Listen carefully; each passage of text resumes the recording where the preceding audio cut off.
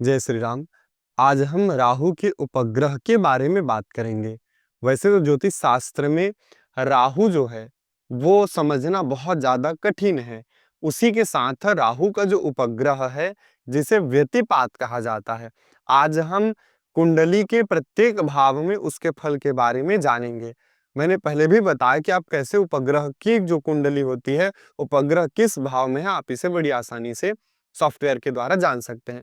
तो राहु का जो उपग्रह व्यतिपात है, वह व्यतिपात अगर आपकी कुंडली के प्रथम भाव में है तो कहा गया है कि ऐसा जातक अपने जीवन में कहीं ना कहीं सुख के लिए हमेशा तरसते रहता है, दुखी रहता है। ऐसा जातक क्रूर भी हो जाता है कभी कभी, और रिश्तेदारों से अनबन होता रहता है। आप पाएंगे कि इनको भ्रम बहुत ज्यादा होता है। कभी कभी कोई बीमारी नहीं है लेकिन उसका भ्रम हो जाएगा, कहीं कहीं कोई दुख नहीं है लेकिन उसका भ्रम हो जाएगा। इसलिए ये लोग जो है कहीं ना कहीं भ्रमित हो जाते हैं। अगर द्वितीय भाव में है तो ऐसा जातक बहुत ज्यादा चतुर कहा गया है। बहुत ज्यादा चतुर होते हैं ये लोग, लेकिन पित्त की समस्या इन्हें जीवन भर बनी रहती है। लोग भोगी होते हैं, कहीं ना कहीं थोड़ा दया इनके में कम होता है और पाप कार्य करने वाले होते हैं। अगर तृतीय भाव में है तो ऐसा जातक बहुत ज्यादा बुद्धिमान होता है, बहुत ज्यादा साहसी पराक्रमी होता है, धन भी बहुत आता है जीवन में और दान भी बहुत ज्यादा ये करते हैं। तो ये जो शुभ भाव है व्यतिपात के लिए, जरूरी नहीं है कि व्यतिपात है तो वो हमेशा हर भाव में खराब फल दे। अगर चतुर्थ भाव में है तो लोगों को संतान कष्ट हो जाता है, व्याधि भी जीवन में आता है। भाग्य हमेशा इनके साथ जो है कभी न कभी खेल खेलते रहता है। यदि पंचम भाव में है व्यतिपात तो ऐसा जातक को धन की समस्या बनी रहती है, लेकिन ये लोग सुंदर होते हैं। इन्हें भी कफ पित्त की अधिकता जीवन भर रहती है और कहीं न कहीं ये कठोर स्वभाव के हो जाते हैं।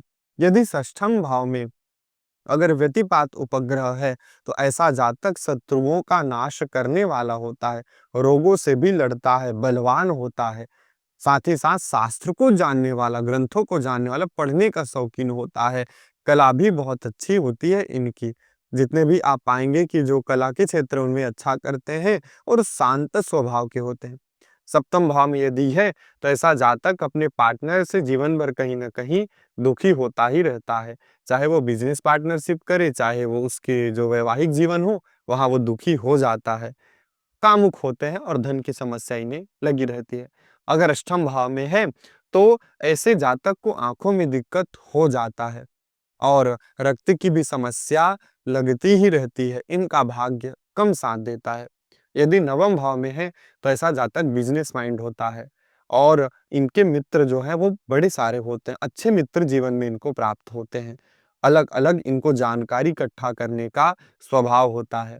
ये लोग कई प्रकार की जानकारी, कई प्रकार का ज्ञान इनको होता है और अच्छा बोलने का भी इनके में गुण होता है।